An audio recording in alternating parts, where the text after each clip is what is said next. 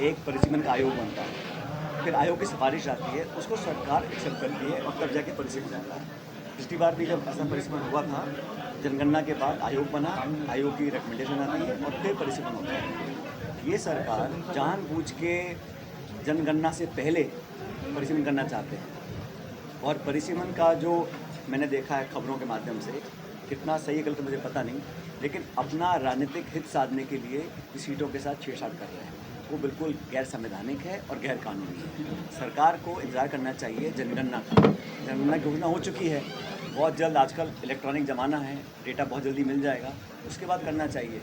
ये अफवाहों के बाज़ार को गर्म कर लोगों का ध्यान डाइवर्ट करना चाहते हैं। आज लोग गाँव में त्राही कर रहे हैं, नरेगा को नाम बदला और वो स्कीम लगभग ठप है।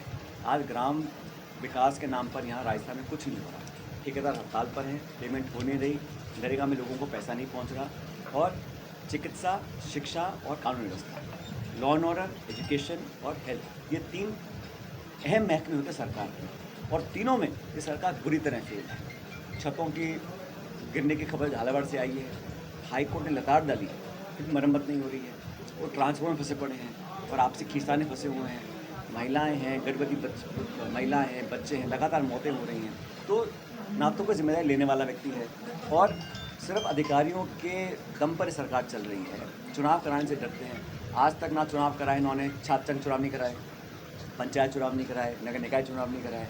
पब्लिक से डर रहे हैं और ये उम्मीद करते हैं कि लोग धीरे धीरे भूल जाएंगे, लेकिन जनता में आक्रोश बहुत व्यापक है और खासकर किसान वर्ग। देश में ऐतिहासिक बेरोजगारी है और युवाओं के साथ रोज़गार दे नहीं रहे आप, उद्योग बंद कर रहे हो और जिनके पास रोज़गार नहीं है, जो लोग लड़कियां पढ़े लिखे हैं, वो एग्ज़ाम देकर कुछ करना चाहते हैं, उनके पेपर लीक हो रहे हैं, बच्चे आत्महत्या कर रहे हैं और अभी तक कोई कार्रवाई नहीं कर रहे। ये तो वो सरकार बन गई है कि सिर्फ घमंड और अहंकार में संसाधन, मीडिया मैनेजमेंट, संस्थाओं पे दबाव डालकर अपना काम निकाल रहे हैं।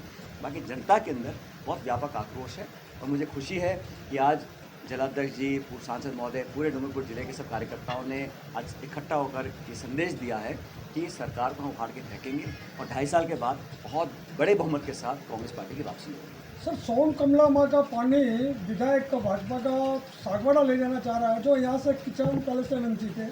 कि आज मैं रोज़ अखबार में पढ़ता हूँ, कोई विधायक झगड़ा कर रहा है, कोई मंत्री किसी की बेइज्जती कर रहा है, अधिकारियों से ठनी हुई है और निजी स्वार्थ में ज़्यादातर सत्ता के लोग काम कर रहे हैं। जन कल्याण की योजना हम लोग लेकर आए थे, चाहे वो शिक्षा का अधिकार हो, स्वास्थ्य का अधिकार हो, नरेगा हो, किसान की कर्ज माफ़ी हो, ये सब काम हमारी सरकारों ने किया था। ये सरकार तो कृषि के खिलाफ, किसानों के खिलाफ काले कानून लेकर आई, नोटबंदी कर दी, नरेगा बंद कर दिया। सारी जो व्यू रचना है सरकार की, भाजपा की, प्रदेश की, सिर्फ अखबार में विज्ञापन देना, अपनी पीठ थपथपाना, रोज़ फोटो खिंचवाना, यहाँ तक सीमित है। बाकी धरातल पर कोई जनहित के काम सरकार नहीं कर रही है। सर, सवाल है, अभी कोटा, भीलवाड़ा और बांसवाड़ा में कुछ लोगों की मौत हुई है, जिसको लेकर स्वास्थ्य मंत्री को यहाँ मीडिया कर्मियों ने पूछा कि इसको लेकर आप क्या कहना है, तो मंत्री जी ने सीधा कहा कि मिलते हैं ब्रेक के बाद। इसको लेकर सर आप क्या कहेंगे?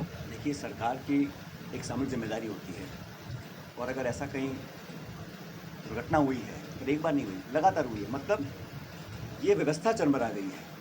लोगों का प्रदेश में जो प्रणाली है, स्वास्थ्य प्रणाली, हमारी सरकार थी, लोगों को उसकी दवाइयाँ मिलती थी, उपचार होता था, बीमा होता था, वो सब बंद कर दिया है। तो सरकार, मुझे समझ नहीं आ रहा ये पैसे का कहाँ लेकर जाएंगे। जब चुनाव आते हैं तो केंद्र सरकार महिलाओं के खाते में पैसे ट्रांसफ़र करती है, महाराष्ट्र में किया, बिहार में किया। मैं तो अपील कर रहा हूँ कि राजस्थान की हमारी माताओं बहनों ने क्या पाप किया है, इनके खाते में पैसे क्यों नहीं डालते आप? इंतजार करें चुनाव तक, चुनाव आएगा और फिर आप घोषणा कर देंगे कि खाते पैसे जाएगा। तो ये चाल सब समझ चुके हैं लोग। इसलिए मुझे लगता है कि जो चिकित्सा डिपार्टमेंट है, उसको अपने गिरबान में झांकना चाहिए कि किन हालात में यहाँ पे लोग ले रहे हैं। और ये तो वो खबरें जो अखबार में आ जाती हैं, ऐसी कितनी घटना होती होंगी पूरे प्रदेश में, इसका पता नहीं पड़ता होगा। तो ये बहुत ही ऐसी सरकार है जो सिर्फ और सिर्फ राज करने के लिए बनी है, सेवा भाव इस सरकार में है नहीं। सर, बीजेपी पार्टी को लेकर क्या कहेंगे? भारत आदिवासी पार्टी को लेकर क्या कहेंगे?